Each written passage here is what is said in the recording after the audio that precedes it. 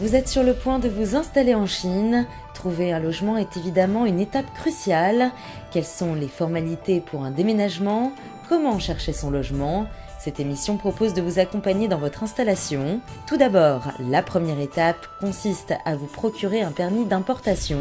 Mais pour cela, vous devez d'abord être en possession de votre permis de travail et de votre permis de résidence. La plupart des déménageurs internationaux s'occuperont d'obtenir ce permis d'importation pour vous. En moyenne, il est obtenu sous 3 à 5 jours selon la ville. Donc la plupart des déménageurs internationaux ne prendront pas le risque d'expédier votre déménagement tant qu'ils n'auront pas la confirmation que votre dossier douane est complet.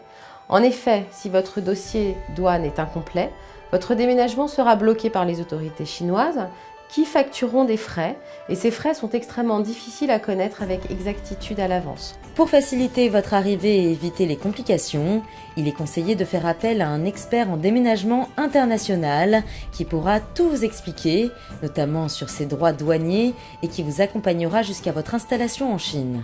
Il va être très important d'estimer précisément les biens et le volume, de manière à être le plus précis dans notre tâche au quotidien, qui est de transporter vos biens. On a un point qui est très important, qui va se situer au niveau des droits douaniers. Donc on se doit de vous informer très précisément à ce sujet-là. Également un point très important à ne pas négliger va être de gérer tout ce qui est aspect visa et donc de collecter vos documents de manière à faire cette demande pour vous. Et ensuite, il va être très important d'être présent au quotidien et à votre demande, de manière à répondre à toutes vos questions. Si demain vous êtes coincé, si vous avez quelque chose qui vous concerne, être présent pour vous 24 heures sur 24 pendant tout le process. Un processus qui peut parfois être très long. Voici quelques étapes à suivre pour s'installer à Hong Kong. Les étapes d'un déménagement de la France vers Hong Kong sont les suivantes. La première consiste à estimer le volume de vos biens à domicile, également à contrôler les accès de manière à positionner le container. La seconde étape va être de gérer tout ce qui est transport maritime ou aérien, selon la demande du client, mais également selon le volume des biens. L'étape suivante va être de procéder au dédouanement. Donc quand on entre des biens dans un pays, et notamment sur Hong Kong, il y a un dédouanement qui peut durer entre 3 et 5 jours. L'étape suivante va être de procéder à la livraison et également au déballage des biens. On a la possibilité de stocker vos biens dans un garde-meuble si vous n'avez pas de logement à destination tout de suite, si vous êtes dans un logement temporaire. Outre ces procédures administratives, un déménageur international se charge aussi d'informer vos assurances en cas de problème, mais se concentre essentiellement sur les besoins de la famille à son arrivée. Suite à ça, on évalue vos biens et on regarde s'il y a eu de la casse. Si des dommages sont présents, nous gérons tout ce qui est plainte aux assurances pour vous. Et également, on est capable de vous assurer tout ce qui est service à la carte, notamment de recherche de logement, d'inscription aux écoles pour les enfants, gestion de vos visas, visa des accompagnants, tous les services entourant l'arrivée de l'expatrié en fait. Vous l'aurez compris, votre déménageur aura donc besoin de savoir où vous en êtes dans votre procédure d'immigration pour assurer le transport de vos biens et votre arrivée sur place. Un autre point essentiel à noter, il existe des particularités d'importation selon la ville de destination. Concernant les déménagements vers la Chine, il est à mentionner que les documents à fournir pour la procédure de dédouanement peuvent différer d'une ville à l'autre. Donc il est également important de bien valider avec votre déménageur ces particularités. De manière générale, il faut noter que si vous souhaitez expédier un lot maritime et un lot aérien, la demande de permis d'importation doit être faite au même moment pour les deux expéditions. Si ce n'est pas le cas, sachez que la deuxième expédition sera taxée à 100%. Sachez que si vous avez déjà fait une importation dans le passé et que si une trace a été gardée de votre premier permis d'importation, votre futur déménagement sera soumis à 100% de taxes sous vos effets. De plus, les autorités définiront quels seront les pourcentages de taxes appliqués sur les articles que vous importerez. Et attention, car vous ne pourrez pas tout amener avec vous. Sachez aussi que certains articles sont complètement interdits à l'importation en Chine.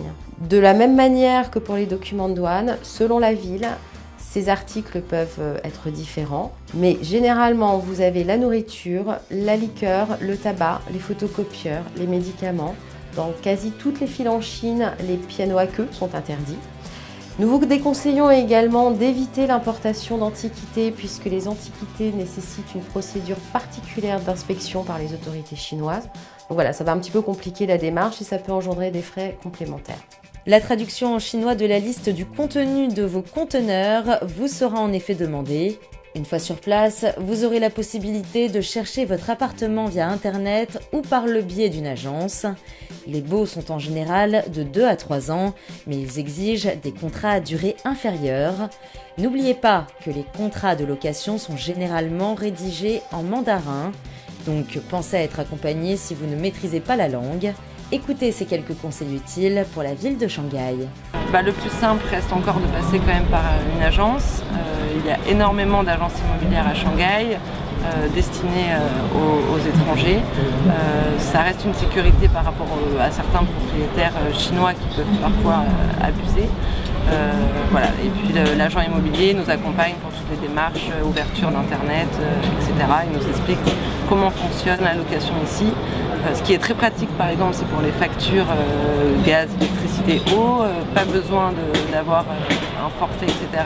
Tout se paye au supermarché du coin et ça c'est quand même assez pratique sur Shanghai. Plus de 12 000 Français sont inscrits au consulat à Shanghai. La ville compterait même plus de 20 000 Français non inscrits. Mais pour se loger, les choix de quartier sont nombreux. Entre l'ex-concession française et le district de Hongqiao-Gubei, à vous de trouver l'endroit qui vous convient le mieux. Mais un conseil, pensez à la proximité avec votre lieu de travail. Alors concrètement, Shanghai est une mégalopole, donc on va dire le plus important est d'habiter le plus proche de son lieu de travail puisque les transports en commun sont, on va dire, assez surchargés.